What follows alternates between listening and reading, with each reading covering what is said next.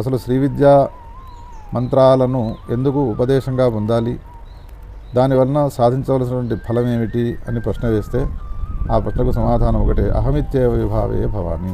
వేదాంత శాస్త్రంలో అనేక ఉపాసనలు ఉన్నాయి. అందులో అహంగ్రహోపాసన అని చాలా గొప్పనైనటువంటి ఉపాసన. శ్రీ విద్యా అనుష్ఠానము చేసినటువంటి వ్యక్తులు ఈ ప్రాంతంలో మా గురువరేణ్యుల ద్వారా ఉపదేశాన్ని పొంది చాలామంది అమ్మవారి యొక్క అనుగ్రహానికి, కృపాకరుణాకటాక్షాలకు గురైనటువంటి వ్యక్తులు ఉన్నారు. ఈ పథ్యము లేకుండా ఔషధ సేవనం రోగాన్ని ఎట్లయితే నివృత్తి చేయదో, నియమ పరిపాలన లేకుండా మంత్రానుష్ఠానం చేసినా కూడా ఆ మంత్రం కూడా వానికి ఫలాన్ని ఇవ్వదు. మంత్రాన్ని అడగగానే ఇవ్వకూడదు. గురువు శిష్యుడిని పరీక్షించాలి, శిష్యుడు కూడా గురువును పరీక్షించాలి. గురు లక్షణాలు ఉన్నాయి శాస్త్రంలో, శిష్య లక్షణాలు ఉన్నాయి. మహాదేవనామాన్ని మనం ఉచ్చరిస్తూ ఉంటే మన వెంట శంకరుడు పడతాడు. ఇప్పటికే 5-6 నెలలలోనే సుమారు 30 కోట్ల నామజపం జరిగినది. మొన్న ఒక నెలలోనే 10 కోట్ల నామజపాన్ని చేసినారు ఆ మాధ్యమం ద్వారా. అందుకని ఇది విస్తృతంగా 100 కోట్ల జపం చేసి ఒక పెద్ద బృహత్తర కార్యక్రమం చేయాలి. మహాదేవ రసికులను తయారు చేయాలి, మహాదేవ గణాన్ని ఒకదాన్ని ఏర్పాటు చేయాలనేటువంటి దాన్ని దృష్టిలో ఉంచుకొని ఉద్యమం జరుగుతున్నది. జగద్గురువుల యొక్క అనుగ్రహంతో అది సక్రమంగా కొనసాగుతుంది.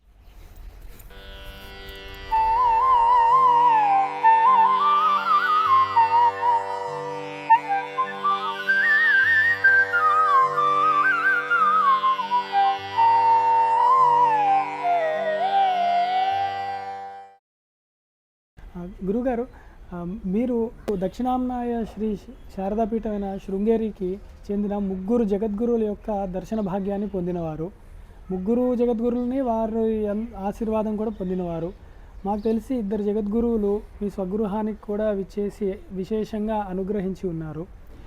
వీరి అంత గొప్ప భాగ్యాన్ని మీకు లభించడము, అందున నేను ప్రత్యక్షంగా ఇప్పుడు కాదు 10-12 ఏళ్ల క్రితం నేను విన్నది ఏమిటి అంటే, భారతీ తీర్థ స్వామి వారికి చాలా ఎంతో ఇష్టమైన వారు బ్రహ్మశ్రీ పురాణ మహేశ్వర శర్మ గారు అని ఎప్పుడో 12 ఏళ్ల క్రితం ఒకళ్ళు అనగా అప్పుడు విన్నాను. అది గుర్తు వచ్చే వీరిని కూడా తర్వాత మాకు వేదాంతం చెప్పవలసింది అని శరణాగతి పొందానమాట. అలాంటిది నాకు తెలియనప్పుడే నేను అలా ఇటు అటు విన్నాను, గురువుగారు ప్రత్యేకంగా మీ అందు ఇష్టం చూపిస్తారని. అందున ఏదన్నా అక్కడ కార్యక్రమాలు జరుగుతుంటే కూడా మిమ్మల్ని అక్కడికి పిలిచి ఏదైనా లలితోపాఖ్యానం చెప్పమనో, భాగవత ప్రవచనం చెప్పమనో అంటూ ఉంటారు. అంటే ఇది అంత గొప్ప జగద్గురువుల యొక్క కరుణ, దయ విశేషాలు ఎలాగో ఉన్నాయి. కానీ మీ నుంచి కూడా ఏదన్నా భక్తి శ్రద్ధలు, సాధన ఏదో ఒకటి అది ఇంత గొప్ప విషయాన్ని పొందడానికి తోడ్పడి ఉండుండొచ్చు. అది ఎలాగా, ఏమిటి అని గురుగారు? చాలా చక్కని స్మరణ చేసుకునేటువంటి ప్రశ్న ఇది.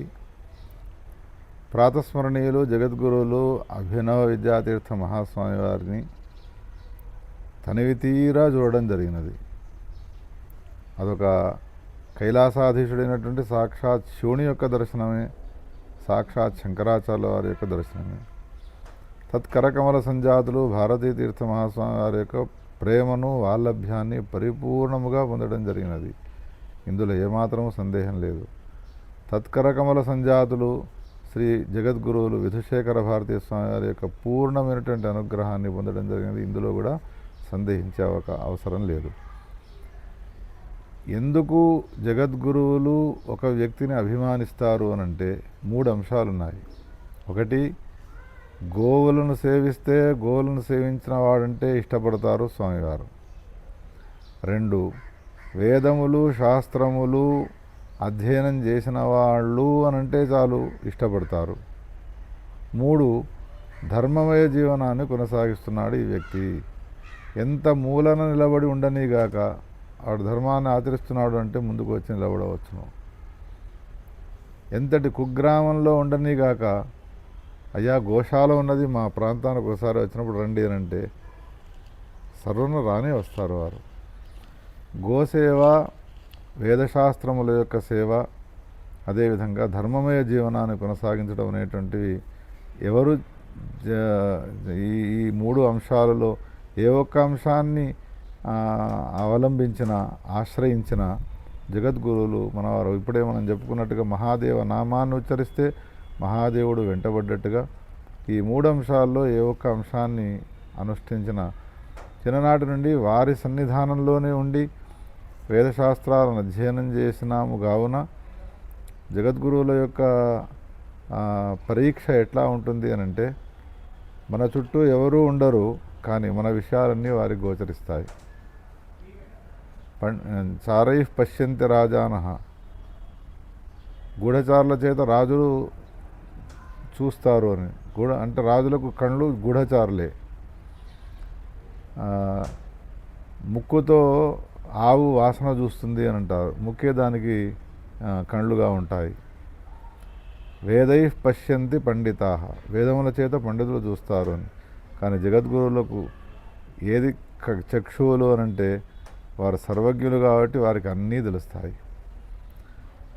ఆ అభినవ విద్యాతీర్థ మహాస్వామి వారి సన్నిధానానికి మేము అప్పుడు చదువుకుంటున్న సమయంలో కాలడీ క్షేత్రానికి ఇంజనీర్లంతా కూడా సుమారు 45 సంవత్సరాల క్రితం నాటి ఘటన. అక్కడికి వచ్చి ఇంజనీర్లంతా వాళ్ళ ఫైళ్ళు వారి ముందట పెట్టి, అయ్యా మీరు సన్యాసాన్ని స్వీకరించినారు కాబట్టి మేము ఇంజనీర్లుగా బతుకుతున్నాము, ఒకవేళ మీరు సన్యాసాన్ని స్వీకరించకపోతే మా నోళ్లలో మనోడేది, మేము ధన్యులమైనామయ్యా. ఎందుకు ఇట్లా అంటున్నారు అని అంటే, కాలడీలో నిర్మించినటువంటి నిర్మాణాలు ఉన్నాయో ఇవన్నీ కూడా ఇంజనీర్ ప్లాన్ లేకుండా కేవలం అభినవ విద్యాతీర్థ స్వామి వారి యొక్క ప్రణాళిక ద్వారా ఏర్పడ్డటువంటివి అవన్నీ చూసిన తర్వాత వాళ్ళకే ఆశ్చర్యం కలిగినది. ఇదొకటైతే తోటలు అన్నా చెట్లు అన్నా ఎంత ప్రేమనో వారికి. తోటలో అంతా సంచారం చేస్తూ ఆ చెట్లు చేమల మధ్యలో సంచరిస్తూ ఉండేవారు. వని అని అంటారు, వనాల్లో సంచరించేవాడిని వని అంటే కేవలం జన్మనెత్తినటువంటి మానవులమైన మనను అనుగ్రహించడమే కాకుండా చెట్లలో ఉండేటువంటి జీవరాశులను కూడా, చెట్లపైన సంచరించేటువంటి పశుపక్షాలను కూడా ప్రేమించి ఆదరించి అనుగ్రహించడం అనేటువంటిది వారిలో మేము చూసినాము. కరకమల సంజాతులు భారతీతీర్థ మహాస్వామి వారు కూడా పరమ మహా గొప్పనైనటువంటి వ్యక్తులు. ఇంకా అందులో ఏమని చెప్పానో తెలియడం లేదు, మాటలు రావు వారిని గురించి వర్ణించాలి అని అంటే. మహనీయమూర్తి, ప్రేమ, వాత్సల్యము, అనుగ్రహము ఇవన్నీ ఒకచోటికి చేరిస్తే అది భారతీతీర్థ మహాస్వామి వారైనారు. కరకమల సంజ ఈ పరంపరలో వచ్చినటువంటి వాళ్ళంతా కూడా సర్వజ్ఞులు. వారికి ఏం విషయం తెలియదు, మన గురించి పట్టించుకోవడం లేదు, మన గురించి మాట్లాడడం లేదు అని అనుకుంటాము. కానీ సమగ్రంగా మనకు సంబంధించిన విషయం తెలుస్తాయి. ఒకటే ఒక ఘటన చెప్తాను. కరీంనగర్కు వేంచేసిన సందర్భంలో ప్రాతస్మరణీయులు భారతీతీర్థ మహాస్వామి కరకమల సంజాతులైన విధుశేఖర భారతీ స్వామి వారి వద్ద మంత్రాన్ని ఉపదేశం పొందాలని ఒక 30-40 మంది స్వామివారిని మీరు అడగండి, మేము ఇక్కడ మంత్రం తీసుకుంటాము అని. కానీ స్వామివారు ఉపన్యాసానికి వచ్చి తెల్లవారి మళ్ళీ ప్రయాణం చేయాల్సిన అవసరం ఉన్నది.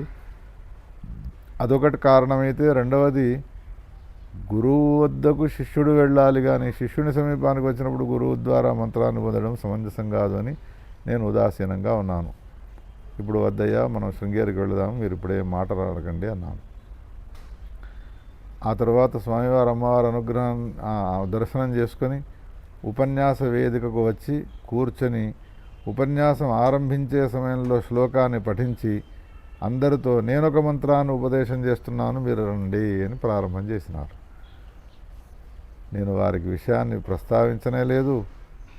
నేనొక మంత్రాన్ని ఉపదేశం చేస్తున్నాను, మీరంతా అనండి అని ప్రారంభించి ఆ మంత్రానికి అర్థాన్ని చెప్పి ఇదొక మంత్రము అని చెప్పి ఉపదేశం చేసినారు అని అంటే వారి సర్వజ్ఞతకు ఇంతకంటే నిదర్శనం ఇంకేం చెప్పాలి. ఈ విధంగా వారి వాల్లభ్యము, వారి ప్రేమ, వారి అనురాగాన్ని పొందిన తర్వాత ఎంత దూరాన ఉన్నవాడైనా అంత దగ్గరి వాడవుతాడు. ఎంత దగ్గరివాడైనా గోవును ప్రేమించలేదు, వేదశాస్త్రాలను గౌరవించలేదు, ధర్మమయ జీవనాన్ని కొనసాగించలేదు అంటే ఎంత దగ్గర ఉన్నా వాడు దూరంగా ఉండేవాడే అవుతాడు. ఇది జగద్గురువుల యొక్క వైశిష్టం. గారు మీరు కూడా ఇక్కడ ఆలయాలు కరీంనగర్లో మేము చూస్తూ ఉంటాము. ఆలయంలో కూడా మీరు అందరినీ ఆశీర్వదిస్తూ ఉంటారు, తీర్థ ప్రసాదాలు మాకు కూడా ఇస్తారు. అంటే ముఖ్యంగా మీరు ఆ శివాలయంలోనే ఎక్కువ కనపడుతూ ఉంటారు. ఆ ఆలయం యొక్క విషయం కొంచెం సంక్షేపంగా ఏమిటి ఆ ఆలయం, ఆ విషయం ఏమిటి, ఎందుకు మీరు అక్కడ ఎక్కువగా ఉంటారు? మానవ జన్మ వచ్చిన తర్వాత సంసారం అనేటువంటిది ఉండే తీరుతుంది. సంసారాన్ని నెట్టుక రావాలి అని అంటే ఏదైనా ఒక వ్యవస్థను కలిగి ఉండాలి. సంసారము రాను రాను పెరుగుతూ ఉన్న కొద్దీ ఖర్చులు కూడా పెరుగుతూ ఉంటాయి, ఆర్థికమైనటువంటి ఇబ్బందులు కూడా ఉంటాయి. అందుకని మా పరంపరలో మాకు అటువంటి దుస్థితి రాకుండా ఉండడం కోసమా అన్నట్టుగా గౌరీశంకరుడు మాకు ఒక వరాన్ని ఇచ్చినాడు, అవకాశాన్ని ఇచ్చినాడు. మా తండ్రి గారు సుమారు 75 సంవత్సరాల నుండి ఏకాంతంలో మా గౌరీశంకరుని దేవాలయంలో ఆయన్ను వదిలిపెట్టకుండా నిన్ను విడిచి ఉండలేనయ్యా అన్నట్టుగా ఆయన విడిచి ఉండకుండా 70 సంవత్సరాలు ఆ ప్రాకారాన్ని దాటకుండా అక్కడ పూజారిగా ఉండి వృత్తులు నిర్వహించినారు. వారు అక్కడ అనుష్ఠానం చేస్తూ పూజారిగా ఉన్న సందర్భంలోనే, అర్చకులుగా ఉన్న సందర్భంలోనే మేము అక్కడ జన్మించినాము. అనుకోకుండా మాకు సహజంగానే ఆ గౌరీశంకరుని పైన ప్రేమ, వాల్లభ్యము, అనురాగం అనేటువంటివి ఏర్పడ్డాయి. ఒక శిలా విగ్రహం వల్లే మాకు అనిపించదు అది. ఒక మనిషి, ఒక పెద్ద మనిషి కూర్చుంటే ఎట్లా ఉంటుందో భయపడుకుంటూ ఆయన చెప్పిన మాటను మనం జవదాటకుండా ఉంటాము. ఆ శివలింగంలో మాకు అటువంటి మూర్తి గోచరిస్తుంది. సహజంగా మాకు ఆ ప్రేమ అనురాగాలు వస్తాయి. అందుకని మాకే కష్ట సుఖాలు వచ్చినా ఆ కష్ట సుఖాలన్నిటిని కూడా ఆయనకు విన్నవించుకుంటే ఒక దారిని చూపెడతాడు, ఒక మార్గాన్ని చూపెడతాడు. ఇప్పటిదాకా మనం చెప్పుకున్నట్టుగా నిజానికి నాకు తెలిసి ఒక అర్చకునిగా ఉండేటువంటి వ్యక్తి వేదాన్ని అధ్యయనం చేసి, శాస్త్రాన్ని అధ్యయనం చేసి, శ్రీ విద్యోపాసకుడై ఉండి అర్చనా వృత్తిని చేసేటువంటి వాళ్ళు కనిపించరు సహజంగా. కానీ మా శంకరునికి అటువంటి వాడే నాకు సేవ చేయాలి అని అనిపించిందో ఏమో, మా తల్లిదండ్రులకు అటువంటి ప్రేరణ కలిగించి మా గురువర్యులను ఆదేశించేట్టుగా చేసి మొత్తానికి ఈ విధంగా తయారు చేసుకొని మాతో అటువంటి సేవలను పొందుతున్నాడు స్వామి అని అంటే ఇది మా భాగ్యముగా భావిస్తూ ఉంటాం. అందుకని మనం అనుభవించినటువంటి అనుభూతిని, మనము పొందినటువంటి ఫలాలను, ప్రయోజనాలను మన సమీపానికి వచ్చేటువంటి భక్తులకు, దేవ సమీపానికి వచ్చేటువంటి భక్తులకు కూడా అందించాలనేటువంటి దాన్ని దృష్టిలో ఉంచుకొని వాళ్లకు తగ్గటువంటి రీతిలో వాళ్ళ స్థాయిని అనుసరించి వాళ్ళ చేత అనుష్ఠానాలను చేయించి, అభిషేకాలను చేయించి స్వామికి అభిషిక్తమైనటువంటి ఆ తీర్థాన్ని పెట్టడం వలన మేలు జరుగుతున్నది అనేటువంటి దాన్ని దృష్టిలో ఉంచుకొని ఈ విధంగా ప్రచారం చేయడం అనేటువంటిది జరుగుతున్నది. చాలా గొప్ప విషయం గురువుగారు. ఈ సందర్భంలో ఒక విషయం నాకు జ్ఞాపకం వస్తుంది. ఈ సందర్భంలో మొట్టమొదట గురువుగారిని కలవడానికి మేము ఈ కరీంనగర్ ప్రాంతానికి నేను నా స్నేహితుడు వచ్చినప్పుడు గురువుగారిని అడిగేవాళ్ళం. అంటే వేదాంత పాఠం నేర్చుకోవడానికి వచ్చాం గురువుగారు అంటే, నేను శివాలయంలో ఉంటాను, నేను అర్చకుడిని అక్కడ అన్నారు. మేము ఒక్కసారిగా అదేమిటి గురువుగారు వేదాంతాలు నేర్చుకున్నారు, పెద్ద ఉపాసకులు అంటే మనసు అర్చన అంటే ఏదో చిన్నది అన్న భావన పొందుతోంది. ఈ కాలంలో ఒక్కొక్కళ్ళు 2-3 పద్యాలు నేర్చేసుకొని పెద్ద ప్రవచనకర్తల్లాగా, పెద్ద వారి గురువుల్లాగా అంటున్నారు. అలాంటి తరుణంలో ఇంత గురువుగారు కూడా నేను అర్చకుడిని అంటే నాకు ఈశ్వర భక్తి ముఖ్యం, అలాగే నన్ను చూడండి అని ఆ భక్తి భావాన్ని మాకు ఇచ్చిన సందర్భం మాకు గుర్తొస్తుంది గురువుగారు.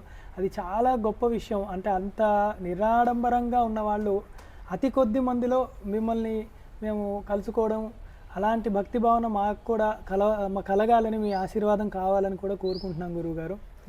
ఒక ప్రశ్న ఇక్కడ, అనేక పురాణాలు మీరు చదివి ఉన్నారు, అట్లాగే శంకర సిద్ధాంతం కాబట్టి అభేద దృష్టియే ఉంది. ప్రతి పురాణంలో కూడా అనేక దేవతల వర్ణన అవన్నీ జరుగుతూ ఉంటాయి, అనేక దేవతల గురించి కూడా చెప్తూ ఉంటారు. శంకరాచార్యులు వారి సిద్ధాంతంలో ఉన్న వాళ్ళు ఎవరో అద్వైతంలో ఉంటారు కాబట్టి వారికి ఎక్కడ భేద దృష్టి కూడా ఉండదు, షణ్మతాలు కూడా సమంగా చూస్తారు.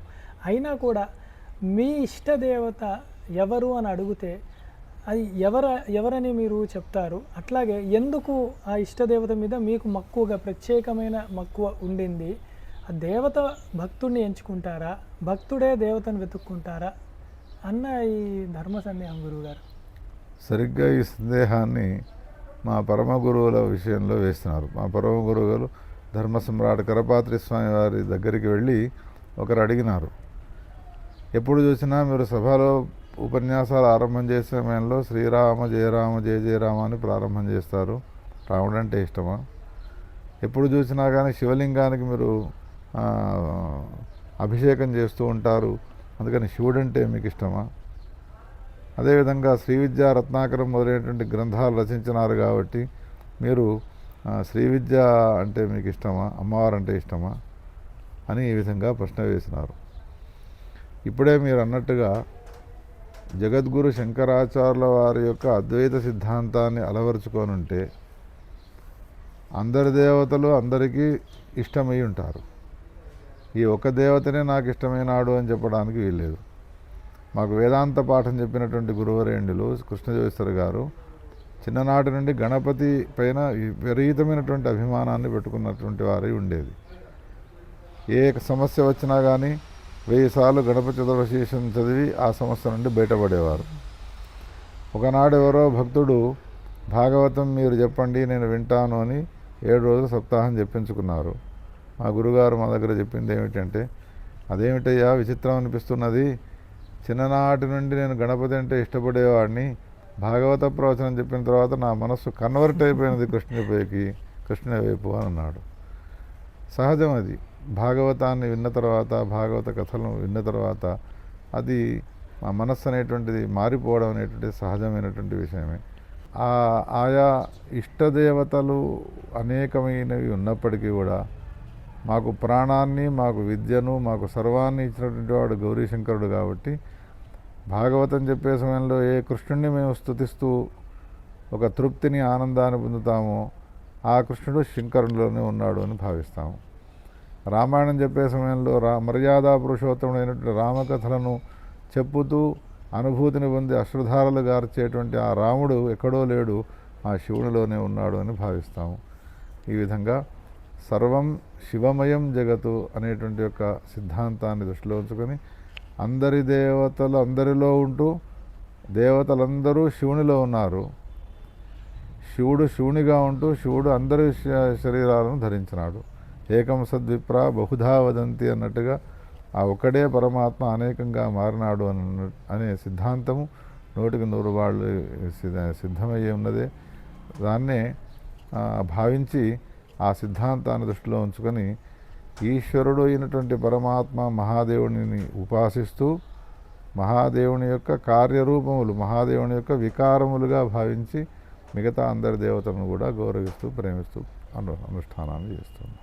అలాగే గురుగారు అయితే మీకు ఇష్టమైన ఆదర్శమైన వ్యక్తి ఎవరు ఉన్నారు అంటే పురాణాల్లో ఎవరున్నారు అది ఒకటి, తర్వాత పురాణాల్లో ఉంటే సరిపోయింది, తర్వాత ఇప్పుడు వ్యక్తిగతంగా ఇప్పుడు మిమ్మల్ని ప్రోత్సహించిన వాళ్ళు కానీ మీ అందు ఈ ప్రభావం చూపెట్టిన వాళ్ళు ఎవరున్నారు, ఈ 2 విషయాలు మీ నోట వినాలని కోరిక. పురాణములలో ఎవరున్నారు అనే ప్రశ్నకు పురాణములలో కృష్ణ పరమాత్మ కన్నా మించిన వాడు ఎవరుంటారు? కృష్ణుని గురించి జగద్గురు శంకరాచార్యుల వారు ఏమన్నారు అంటే, కృష్ణం వందే జగద్గురుం, జగత్తులకన్నిటికీ కూడా గురువు అయినటువంటి వాడు అని. ముఖ్యంగా కృష్ణుణ్ణి ఎవరు ఇష్టపడతారు అనంటే, కృష్ణుణ్ణి ఎవరు ఇష్టపడరు? కృష్ణుణ్ణి ఎవరు ఇష్టపడతారు అనంటే వేదాంతులు ఇష్టపడతారు. నిజానికి ఇది విరుద్ధమైనటువంటి సమాధానముగా అనిపిస్తూ ఉంటుంది. కానీ పుష్కర పలాశవన్ నిర్లిప్త అనే ఒక పదం వాడతారు వేదాంతులు. నీళ్లలో ఉండే తామరాకు పైన నీటి బొట్టును వేస్తే ఆ నీళ్లను తాకకుండా ఉంటుంది అనే ఉదాహరణ. అంటే జ్ఞాని అయినటువంటి వ్యక్తి ఎవరైతే ఉంటాడో ఆ జ్ఞాని అయినటువంటి వ్యక్తి సంసారంలో ఉంటూ కూడా సంసారాన్ని అంటకుండా ఉంటాడు అనేది దానికి ముఖ్యమైనటువంటి ఉద్దేశం, ఆశయం.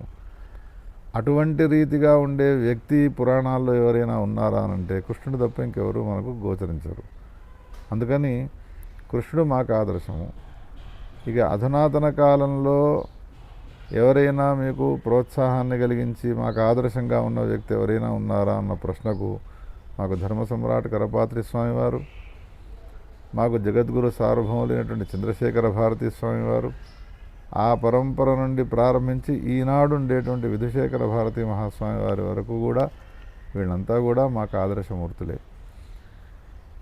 ఆనాటి కాలంలో జగద్గురు స్థానాన్ని వహించిన కృష్ణ పరమాత్మ ఏ భగవద్గీతను ఉపదేశం చేసి లోకాన్ని ఉద్ధరించినాడో ఆ కృష్ణుడే మళ్ళీ జగద్గురు స్థానాన్ని వహించి శంకరాచార్య స్థాపిత పీఠాలను అధిరోహించి అదే తత్వాన్ని, అద్వైత తత్వాన్ని బోధిస్తూ పామర జనము దగ్గర నుండి మొదలుకొని పండితుల వరకు కూడా అనేక హితకరములైనటువంటి ఉపదేశాలను చేస్తూ ఉద్ధరిస్తున్నటువంటి జగద్గురువులు శృంగేరి వారి కంటే మించిన వాళ్ళు ఇంకెవరున్నారు కనుక మనకు వాళ్ళని ఆదర్శంగా తీసుకొని జీవనాన్ని కొనసాగిస్తున్నాము. శృంగేరిలో ఒక శ్లోకము రాయబడి ఉన్నది నరసింహవనంలో. జగద్గురువులను దర్శించిన తర్వాత మళ్ళీ పునర్జన్మ అంటూ ఉండదు. కారణం ఏమిటి అంటే వారు ఉపదేశం చేసినటువంటి ఉపదేశాలను విన్న తర్వాత సంసారం నుండి నివృత్తి అనేటువంటిది కలుగుతుంది. కావున ఎవరికి సంసారం నుండి నివృత్తి అనేటువంటిది ఏర్పడుతుందో వానికి పునర్జన్మ అనేటువంటిది ఉండదు. ఒకవేళ మళ్ళీ జన్మ వచ్చినా నాకు ఎటువంటి జన్మ రావాలి అని అంటే శృంగేరి పీఠాధిపతులే నాకు గురువులు కావాలి, ఎటువంటి జన్మ కావాలి. ఎంత అద్భుతమైనటువంటి శ్లోకం అది అంటే, ఎందుకు ఇంకా అజ్ఞానవశం వల్ల నేను సంసారాన్ని విడిచిపెట్టలేదు కావున మాకు జన్మ వచ్చినది. ఆ జ్ఞానాన్ని తొలగించేవాడు ఇంకెవరైనా ఉన్నారా అనంటే సుజ్ఞానాన్ని అందించేవాడు అది కేవలం శృంగేరి జగద్గురువులు మాత్రమే. అందుకని పునర్జన్మ ఉండదు. ఒకవేళ ఉంటే నాకు పునర్జన్మ నాకు శృంగేరి జగద్గురువులే అయ్యేటువంటి జగద్గురువుల యొక్క సన్నిధానంలో ఉండేటువంటి అనుగ్రహమే నేను పొందాలి. వారే నాకు జగద్గురువులు కావాలి ఎన్ని జన్మలు ఎత్తినా కానీ. ఎందుకు అని ప్రశ్న వేస్తే వారే జ్ఞానాన్ని, నిజమైనటువంటి జ్ఞానాన్ని ఉపదేశం చేస్తారు. కాలాంతరంలో నాకు ముక్తి వారి ద్వారానే కలుగుతుంది అని అద్భుతమైనటువంటి శ్లోకం అది జ్ఞాపకం వస్తుంది. వారికన్నా ఇంకా ఆదర్శమూర్తులు, ధర్మమయ మూర్తులు ఇంకెవరున్నారు ఇంకా లోకంలో. గురుగారు, ఇన్ని పురాణాలు మీరు చదివి ఉన్నారు కాబట్టి ఈ పురాణాల్లో ఈ ముఖ్యమైన మహాపురాణాలు అలాగే ఉప పురాణాలని కూడా కొన్ని ఉన్నాయంటారు. వీటిల్లో మీకు నచ్చిన పురాణం ఏది, ఎందుకు? ఈ ప్రశ్న ఎట్లా ఉన్నది అంటే, మొన్న ఈ మధ్యలో తల్లి దగ్గరికి వచ్చి ఒక ఇంటర్వ్యూ చేసే అతను అడుగుతున్నాడు, అమ్మా మీకు ఎంతమంది కొడుకులు? నాకు 7 కొడుకులు. 7 కొడుకుల్లో ఎవరు నీకు ఇష్టము అని ప్రశ్న వేసినాడు. అప్పుడు కొడుకులందరూ చుట్టూ ఉన్నారు. అందరూ ఇష్టమే నాకు అన్నాడు. అందరూ వెళ్ళిపోయిన తర్వాత అడిగినాడు, చిన్నవాడంటే నాకు ఇష్టము అని సమాధానం చెప్పినది తల్లి. ఆ విషయం జ్ఞాపకం వచ్చినది. వ్యాసుడు రచించిన 18 మహాపురాణాల్లో ఏ పురాణం ఇష్టం మీకు అని అంటే, ఒక పురాణం ఇష్టము అని అంటే మిగతా పురాణాలన్నీ కూడా కోపానికి వస్తాయి నా విషయంలో. ఇంటి పేరు పురాణం పెట్టుకున్నావు, మమ్మల్ని అందరిని నిందిస్తావా అని. కానీ ఏ పురాణమునకు ఆ పురాణమే ప్రత్యేకతను సంతరించుకోనున్నది. పురాణాలను సమగ్రంగా అధ్యయనం చేసినాను కాబట్టి వ్యాసుని యొక్క కృషి అమోఘమైనటువంటిది.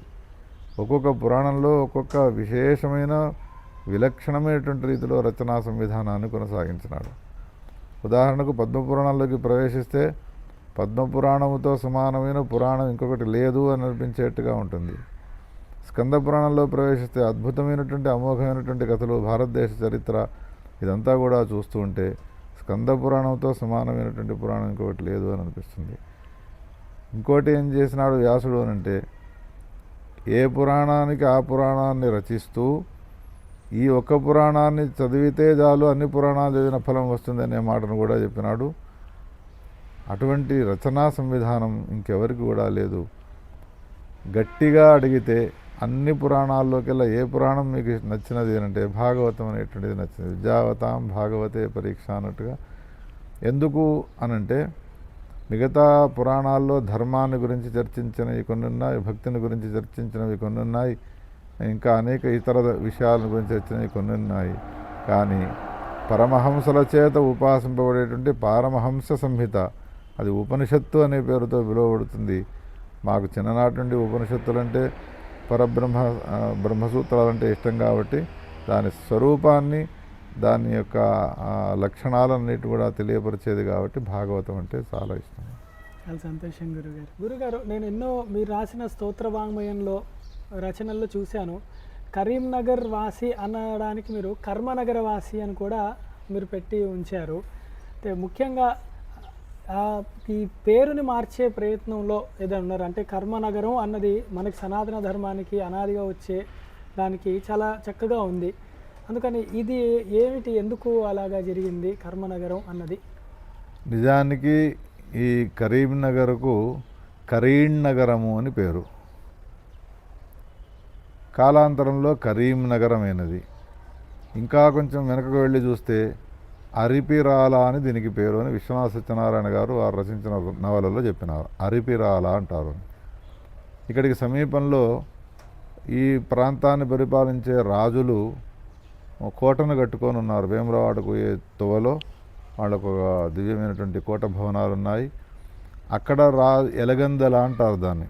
ఆ ఎలగందలలో కోటలలో ఉండే రాజులు ఆ కోటలలో ఏనుగలను కట్టేసుకుంటే అవి ఘీంకారనాదాలు చేస్తాయి అని భావించి పరిసరాల్లో దగ్గరలో ఉండే ఈ ఊర్లో ఏనుగలను కట్టేసేవాళ్ళు. అందుకని ఏనుగలను కట్టేసే నగరము కాబట్టి కరీంనగరము. కరీట్ అంటే ఏనుగ అని, ఏనుగలను కట్టేసేటువంటి నగరం కాబట్టి కరీంనగరము అని పేరు వచ్చినది. దురదృష్టవశాత్తు ఎప్పుడైతే తురుష్కలు పరిపాలించడానికి పూనుకున్నారో ఈ ప్రాంతాన్నంతా కూడా కరీం ఉల్లా ఖాన్ అనే పేరు గల ఒక వ్యక్తి చనిపోయిన తర్వాత అతనిని ఇక్కడ సమాధి చేసినారు. దర్గా ఉన్నది. అందుకని కరీం నగరాన్ని కరీం నగరముగా మార్చినారు. ఓ సందర్భంలో జగద్గురువులు వారు ఇక్కడికి వేంచేసిన దాన్ని పురస్కరించుకొని మా ప్రాంతం వాళ్ళంతా కూడా మీరు సన్మాన పత్రిక రాయాలి అని అన్నారు. విజయయాత్ర చేస్తున్న సందర్భంలో ఆహ్వాన పత్రాన్ని ఒకటి రాయాలి మీరు అనంటే సంస్కృతంలో రాసి చివరికి ఏం రాసినాను అనంటే తమరు రావడానికంటే పూర్వం ఇది కరీంనగరము, మీరు వచ్చిన తర్వాత ఇది కర్మనగరముగా మారాలి అనగానే జగద్గురువుల వారు చాలా సంతోషపడ్డారు. కరీంనగరము అనంటే కర్మానుష్ఠానాలు లేనటువంటి నగరముగా ఉన్నది. మహాత్ములైనటువంటి జగద్గురువులైన మీరు రావడం వలన ఆ అనుష్ఠానాలు చేయని స్థితి తొలగిపోయి అనుష్ఠానాలు చేసే స్థితి రావాలి అంటే కరీంనగరము కర్మనగరముగా మారాలి అని అన్నటువంటి వాళ్ళ మందహాసాన్ని దృష్టిలో ఉంచుకొని మార్చే ఈ ప్రభుత్వాలే మార్చవు దీన్ని. కానీ నేను మాత్రం మా కరీంనగరము కర్మనగరమైనది, ఎందుకంటే జగద్గురువులు ఇక్కడికి వచ్చినారు కాబట్టి అని భావించి అప్పటి నుండి కర్మనగరం అని దీన్ని పిలుస్తాం. చాలా బాగుంది గురువుగారు. చాలా ఉత్తరాదిలో చాలా పేర్లు కూడా మారుస్తున్నారు ఇప్పుడు. ఇదివరకు పూర్వవైభవం ఏది రావాలో అట్లా. అలాగే ఈ మధ్య చాలామంది కూడా ఇండియా అనకుండా భారతదేశము అనడం కూడా మొదలుపెట్టారు. అట్లాగే ఈ కరీంనగర్ కూడా అతి త్వరలోనే కర్మనగరము అని ప్రభుత్వ ఆమోదనతో కూడా అవ్వాలి అని ఆ జగద్గురువుల్ని కూడా నేను కూడా ప్రార్థిస్తున్నాను అని చెప్తూ ఎంతో ఎంతో విలువైన మీ సమయాన్ని మాకు కేటాయించి ఇలాంటి చక్కటి ప్రశ్నోత్తరాలని అందించి మిమ్మల్ని మేము ఇంకా బాగా తెలుసుకోవడం అది ఒక ముఖ్య లక్ష్యం కింద పెట్టుకొని మాకు ఇంకా గురుభక్తి అవన్నీ తెలుసుకుంటూ మీ ద్వారా తల్లిదండ్రుల మీద గురువుల యందు గోవుల యందు వేదశాస్త్రాలు యందు కూడా మాకు ఇంకా భక్తి శ్రద్ధలు మీరే ఆదర్శంగా ఉండి మమ్మల్ని తీర్చిదిద్దాలని ప్రార్థిస్తూ కూడా సర్వులకు మీ ఆశీర్వాదాలు మీ యొక్క మార్గదర్శకత్వము ఉండాలని కోరుకుంటూ తర్వాత కూడా మీరు మళ్ళీ ఎప్పుడైనా అవసరం ఉన్నప్పుడు ధర్మ సందేహాల రూపంలో కూడా మాకు సమయాన్ని వెచ్చించాలని ఇప్పుడే ప్రార్థిస్తున్నాను గురుగారు అందరి తరపున. శంకరవాణికి అలాగే పురాణ నిధి ఛానల్స్ వాళ్ళందరికీ కూడా గురువుగారి యొక్క ప్రత్యేక ఆశీర్వాదాలు ఎప్పటికీ లభించాలని కోరుకుంటూ మహాదేవ. నమః పార్వతీపతయే హర హర మహాదేవ హర.